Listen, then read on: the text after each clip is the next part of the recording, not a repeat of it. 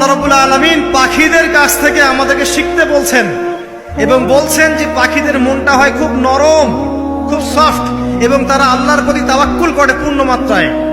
তারা সকালবেলা ভোরবেলা বের হয়ে যায় এবং সন্ধ্যাবেলা বাসায় ফেরে।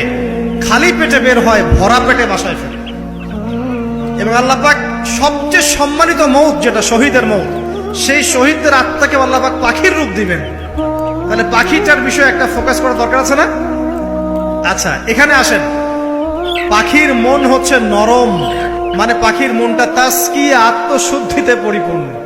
কদ আফলাহা মান যাক্কাহা, সে ব্যক্তি সফল হলো যার হৃদয়টা পবিত্র, নিষ্পাপ, নিষ্কলুষিত হলো, সে ব্যক্তি সফল হবে ইনশাআল্লাহ। একটা কাজ এখানে খেয়াল করেন, পাখিরা সকালবেলা ভোরবেলা বের হয় আর সন্ধ্যাবেলা বাসায় ফেরে। এখনকার মুসলিমদেরকে দেখবেন দুপুরবেলা ওঠে, রাত 3টায় ঘুমায়। কথা কি বুঝেন নাই?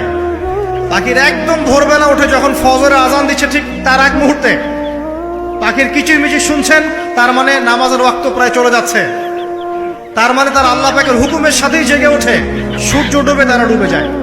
ঠিক এরকম সুন্নত ছিল নবী সাল্লাল্লাহু আলাইহি ওয়াসাল্লামের এবং সাহাবায়ে কেরামের। আজকে 1400 বছর পর মুসলিম জাতি এই সুন্নাহ ভুলে গেছে। কারণ আমাদের সুন্নত দেখবেন, যদি কোনো রকম উঠেও ফেলি ফজরে, আবার 12টা পর্যন্ত ঘুম, আরো বেশি। আর এই যুব সমাজ যারা আছো তোমরা, কেউই 3টা-4টার আগে ঘুমায় বলে আমার মনে হয়। অলওয়েজ অনলাইনে পড়ে আছে, টিকটক নিয়ে, ফেসবুক নিয়ে, গার্লফ্রেন্ডের সাথে চ্যাটিং। পাখির মতো হতে পারলে পরে মনটা তো নরম হবে, তারপরে না তাসকিয়া অর্জন হবে। পাখির রুটিনটা কি? ভোরবেলা বের হয় আর সন্ধ্যাবেলা বাসায় ঢোকে। অতএব আমরা যদি রাসূলুল্লাহ সাল্লাল্লাহু আলাইহি ওয়াসাল্লামের সুন্নাহ মতো ওই ভোরবেলা উঠতে পারি আর আর্লি নাইট ঘুমিয়ে যেতে পারি এবং সারাদিন যদি রাসূলের সুন্নাহগুলোর উপর আমল করতে পারি, তাসকিয়া অর্জন হবে ইনশাআল্লাহ।